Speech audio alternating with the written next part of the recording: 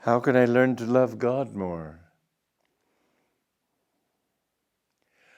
I would say that this comes first of all by His grace.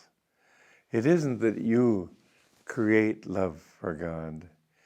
You open yourself to His love and He feeds you love.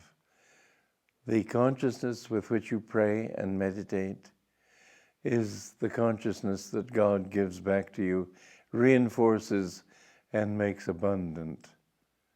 So give God what little bit you've got. Even if you feel, as it says in the Bhagavad Gita, the great scripture of India, in the atheist, I am his atheism. Whatever you give to God, if you have doubts about God, He knows about them. You don't have to hide them from Him. Say, God, I doubt this about you. Can you help me to understand? Give yourself to Him. Doubts, faults, everything. You may get angry. Give your anger to Him. You will find that the more you give of yourself to Him, the more He gives back to you in terms of love. Love comes when you've emptied yourself of personal desires and want to know Him alone. This comes also then through those practices which will help to uplift your consciousness. Meditation is one.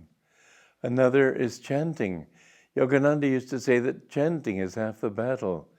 When we chant to God from our hearts, don't just think in terms of making a glad noise unto the Lord. Sing from your heart.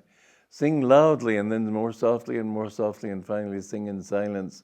And let your whole day be a chant to God so that inwardly you are constantly saying, instead of thinking about what will I do for dinner, where will I go for this evening, or all the things that people think about in their daily lives, think rather of God.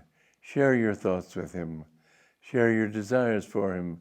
Share your wrong desires with Him. Say, Lord, I have this desire for wrong things, but please help me.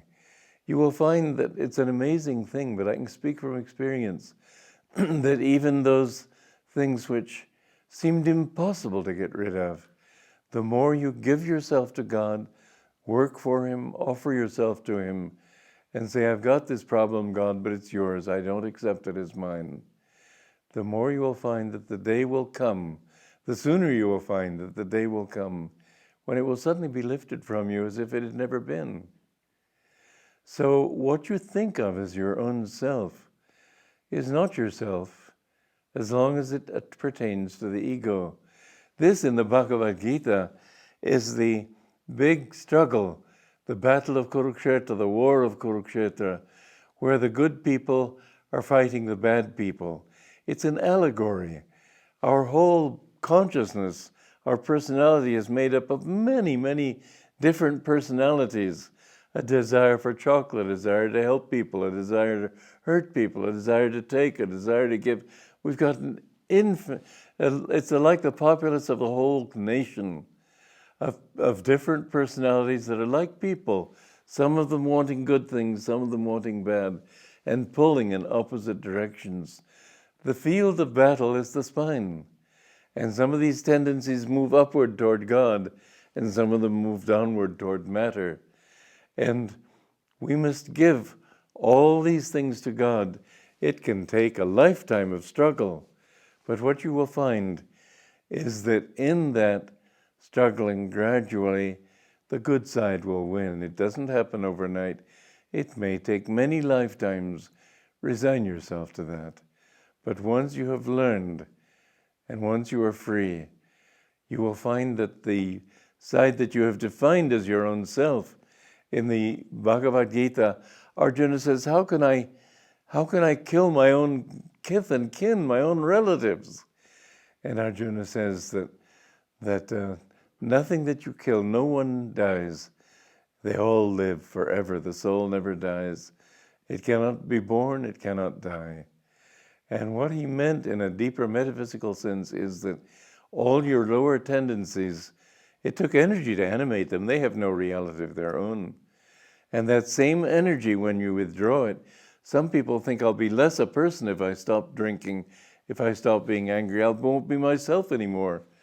what you find is that same energy that took you into wrong actions, wrong habits, and made you suffer as a result, when redirected, becomes that energy takes on a new direction, and the same energy that made you selfish, you find joy in becoming unselfish.